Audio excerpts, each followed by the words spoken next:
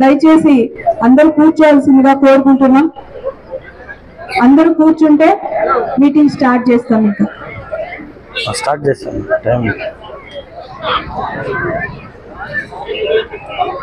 ఇక్కడికి ఇర్జాల జగన్మోహన్ గారికి, మన ఎక్స్ఎమ్మెల్సీ గర్భాభన్న గారికి, ఇంకా జనసేన నాయకులకి, బీజేపీ నాయకులకి, ముఖ్యంగా మా 33, 34 వార్డుల కుటుంబ సభ్యులందరికీ పేరు పేరున నా హృదయపూర్వక నమస్కారాలు. మనం అందరం కూడా ఆల్రెడీ చంద్రబాబు నాయుడు గారు ఏదైతే మహిళల కోసం సూపర్ 6 పథకాలు పెట్టారో అవన్నీ కూడా ఇంటింటికి కూడా చేరేయాలక. సూపర్ 6 పథకాలన్నీ చెప్పారా? ఇంటింటికి పాంప్లెట్ ఇచ్చారా? సమాధానం లేదు.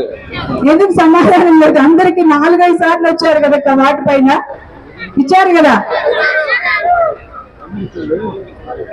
కాబట్టి ఇంకా మనకి ఎలక్షన్స్ వచ్చే సోమవారం మే 13వ తేదీన జరగబోయే ఎలక్షన్ లో మనం అందరం కూడా ఆల్రెడీ ఫిక్స్ అయిపోయాం. ఎవరికి వేయాలక్క ఓటు? ఎవరికి?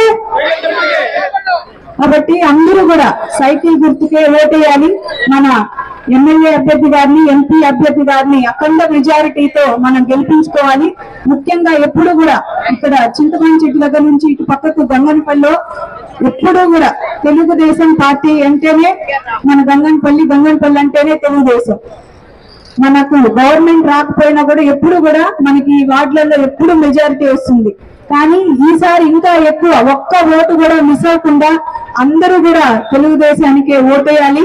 మన ఇప్పుడు అందరూ కూడా మీరు మా కుటుంబం లాగా ఎప్పుడు కటారి కుటుంబం మీద ఉన్న అభిమానంతో, తెలుగుదేశం పార్టీ మీద ఉన్న గౌరవంతో అందరూ కూడా మాకు ఎప్పుడు వెన్నంటే ఉంటారు. అలాగే మన అందరి నాయకులకి మీ అమూల్యమైన ఓటును సైకిల్ గుర్తుపైనే వేసి మమ్మల్ని ఆశీర్వదించాలని కూడా కోరుకుంటున్నాను.